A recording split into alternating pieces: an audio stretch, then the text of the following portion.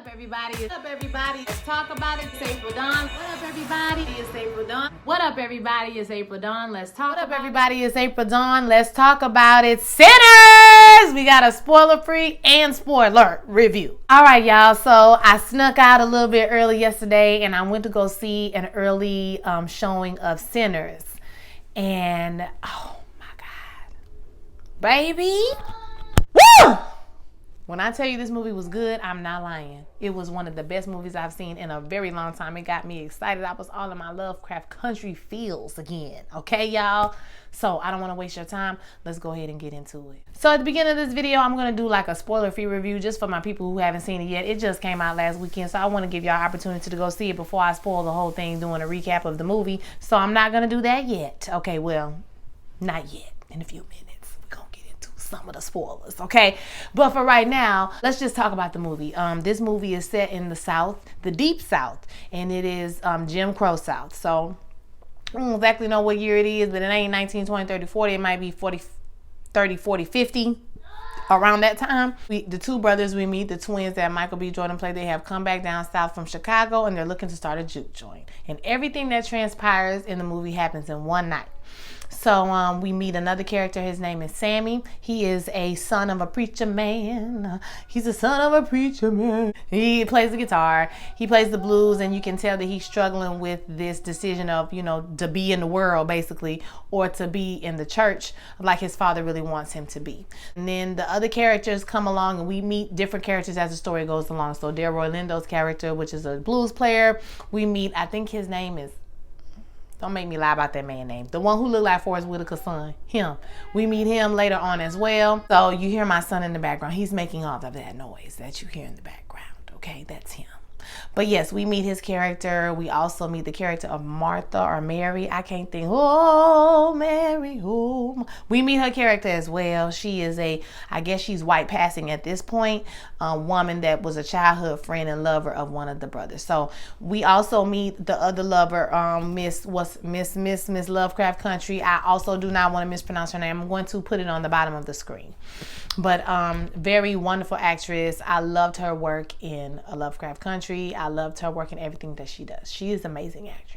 Okay, so we meet these characters, and at a pivotal moment in their lives, you know, people are thinking about moving. We have sinners, basically, in every essence of the word. You see somebody that's, you know, having infidelity. You see somebody who drinks too much. You know, you see all these different things that kind of add up to like a 7 deadly sin type of vibe. But then the first half of the movie is one way. You're happy. You're feeling good. Everything's going great. Like they're getting everything together for the thing that they're trying to do, and everything is going great. And then about halfway, I won't say halfway, about 30, 45 minutes in, the movie switches. Something else happens, and then we're into the story that you have heard and seen on the blogs and you know, the TVs and, you know, the Instagrams, honey. Okay, down to the ad, okay, to the trailer. You feel me? So we get into the action of the movie and the real meat and bones of the movie. If I could say I had any criticism for the movie, I would say that it shifts dramatically, and there's no really rhyme or reason why. There's no really setup for that shift, if that makes sense. It kind of shifts dramatically. But other than that, baby, you talking about perfection? So great. It was so good that I literally was in the movie like, they let y'all make this?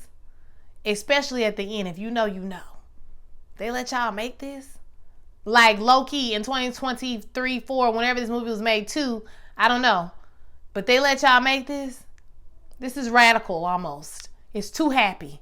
It's too much. The scene, guys. You know what I'm talking about. If you've seen the movie, the scene, honey. At first I was like, what am I watching? Then I was like, I'm into this. Yes, the way they use sound and music as another character, it's a whole nother character, is awesome. The way the other side were also marginalized people. I'm not spoiling anything by telling you they're Irish. The other side was marginalized people as well, and you know what came of that number that they break into is, it was a bop, low-key, quiet as it's kept. Okay, so I really thought that the movie explored a lot of different things, changing of the times, the changing of the way people think, the the legacy. If you were a criminal, if your dad was a criminal, would you be a criminal too? You know, what does legacy look like? So many different themes were brought up in the movie that I'm sure went quite over my head, but I really enjoyed the experience. So if you're somebody who is a scary cat like me, you can go see the movie. It's fine. It's scary, but it's not as bad as the trailer makes it look. So it's not as gory as it seems. Okay, if that makes sense. It's the traditional amount of scared, like, ooh, God, I'm scared. You know what I mean? And not like, oh my God, I can't watch this. This is horrible. It's nothing like that. So it's definitely bearable. It's going to give you some jump scares, but it's not going to take you somewhere where you're like, oh my God, this is grotesque. Like, I can't watch this. There is no trauma porn. So don't think you're going into a typical movie about the Jim Crow when black people was getting beat up and all that kind of stuff and disrespected. It's not that type of movie, baby. It ain't going down like that. Okay, so I just want to say that I love Ryan Coogler. He is turning out to be one of the finest directors of our time, and I love the fact that he don't code switch. That Oakland accent come out strong. I think it's Oakland that he's from. If I'm not mistaken, y'all correct me in the comments. But he from California, that's for sure. Okay, because you can hear it as soon as he open his mouth. But he doesn't code switch. He is himself fully, and I love that. I love to see it. I cannot wait to see what this man do next. Y'all need to get this man some money. Okay, give him some real money because he is the wave. He is doing it. This movie was so good. I want you to go see it and experience it for yourself. I'm going back to go see it again to watch it on IMAX. That's how good it was. I want to feel the, ba-boom, ba-booms. You feel what I'm saying? I want to do all of those things. So yeah, 10 out of 10 for me. Please go see it. Go see it. Run. Don't walk, honey. Run. It's not a perfect movie. No movie is, but it is very good. Now, if you ain't watched the movie, you might want to click off right here, baby, because we about to get into it. Now, I'm not going to get into a whole lot of spoilers because, number one, I don't have any notes, right? I'm going off the dome. But I just saw it yesterday, so, it's kind of fresh in my mind, okay? So, first things first, the way they shot it on film, the cinematography, fantastic. Beautiful, amazing. The way that they CGI the twins in there, sometimes I could kind of tell just a teach, just like the fairest bit I could tell. But the way the acting, Michael B. Jordan acted his butt off.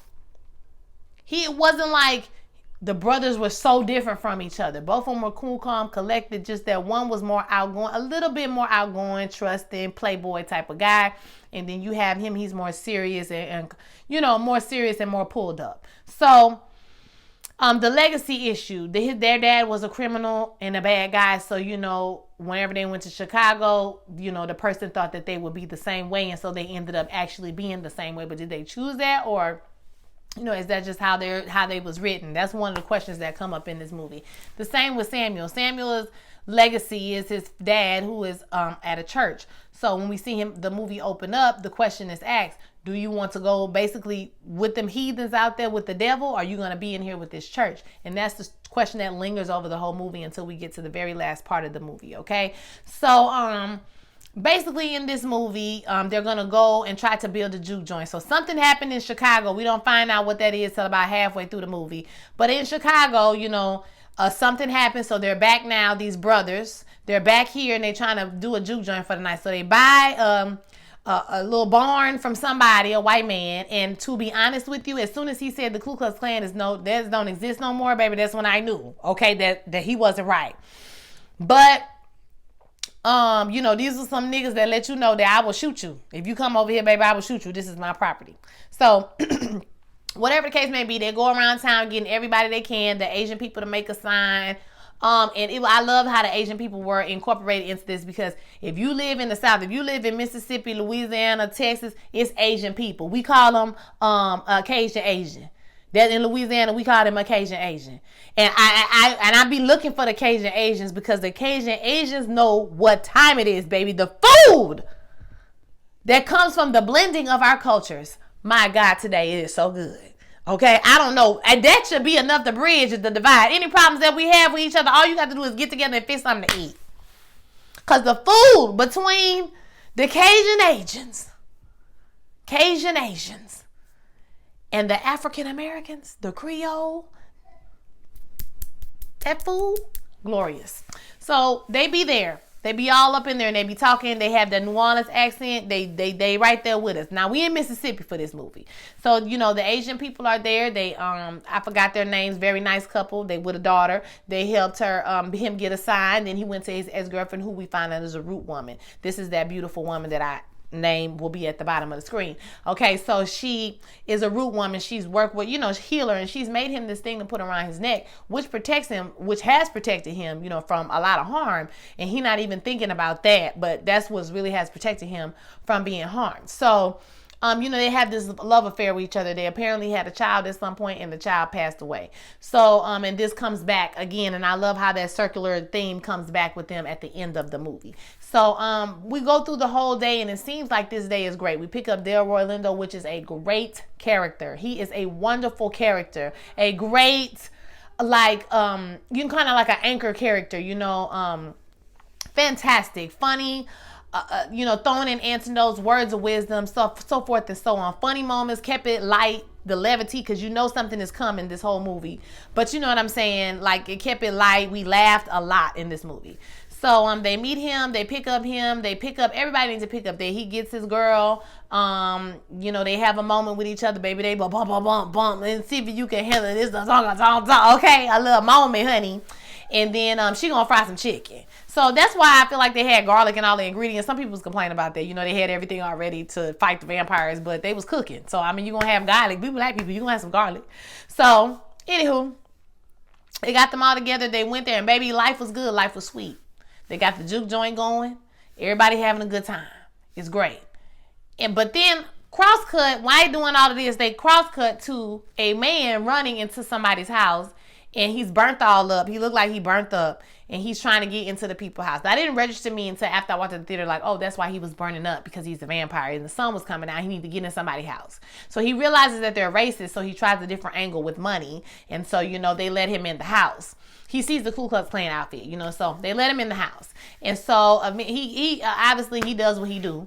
Okay, and then what killed me was the funniest part was the Native American vampire hunters that was coming to the house saying, girl, he a bad man, girl. I'm just letting you know, like, you should leave your house right now, because if he back there with him, they finna eat your ass up. Okay, so I'm just letting you know. And then she was like, oh, no, we good. He in the back. They was like, okay, girl, doop. And back then in bushes like Homer Simpson, we didn't see their ass no more.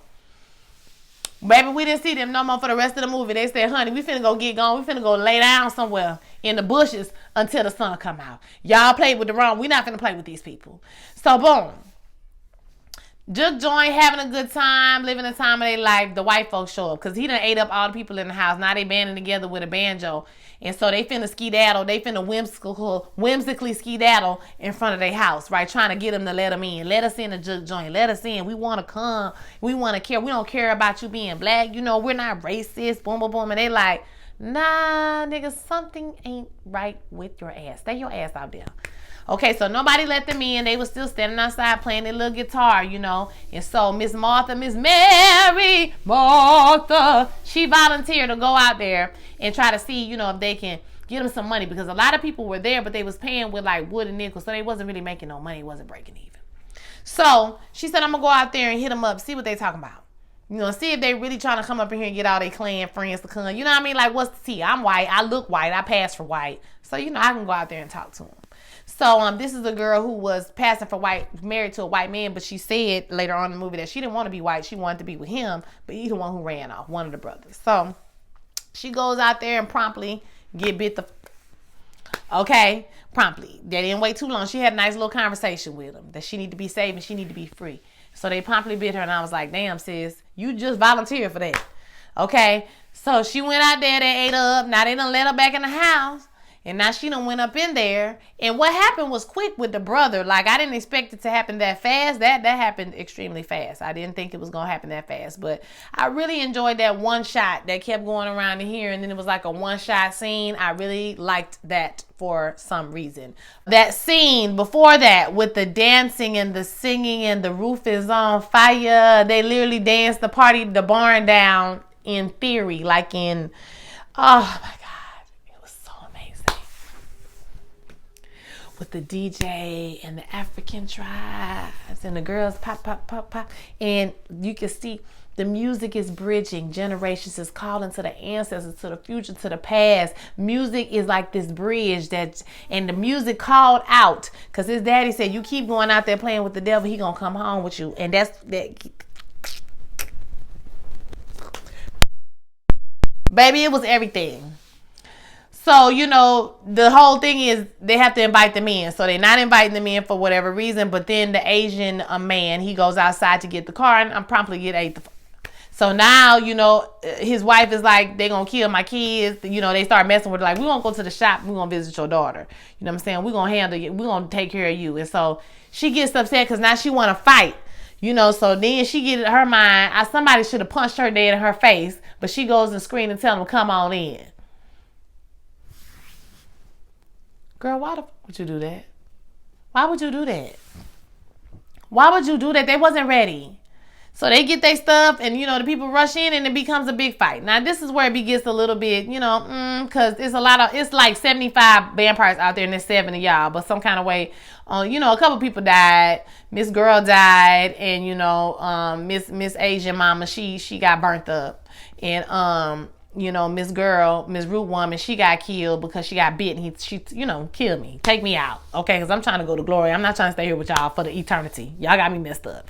So, yeah, he killed her.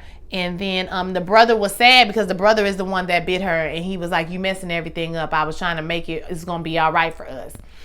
So, ultimately, you know, the tussle happens between the two brothers. And although we think he killed the one brother, baby, he ain't killed the one brother. He ain't kill him. He let him go.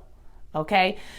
You know, we have this big, huge fight with Sam and the devil because the devil or this vampire wants to take his music. He wants to bite him because he wants to take his music. He wants to be able to call out to his people with his music, and he needs that from him, right? So what I didn't like about this is the long explanation. Although we needed this because we didn't know these things, you know, I feel like they did it. They did the Marvel villain thing, which is I'm gonna tell you the whole story when I should just kill you, right? But we got that little bit of exposition or whatever, what was going on. He eventually kills him. The sun comes up and kills all the rest of them, and we think that it's over with. So the ending credit scene, mid credit is. Like in 1992, Sam is all grown up and, you know, he runs into Mary and Martha and the brother, right? So it's 1992, so they looking like 1992. He said, listen, he didn't kill me because, you know, he told me not to mess with you no more. You know what I mean? You family. So yeah, so I definitely want to hear your thoughts about this movie in the comments. Don't forget to like, don't forget to comment, don't forget to subscribe, share this video with all your friends, and I'm going to holler at y'all on the next one. Peace.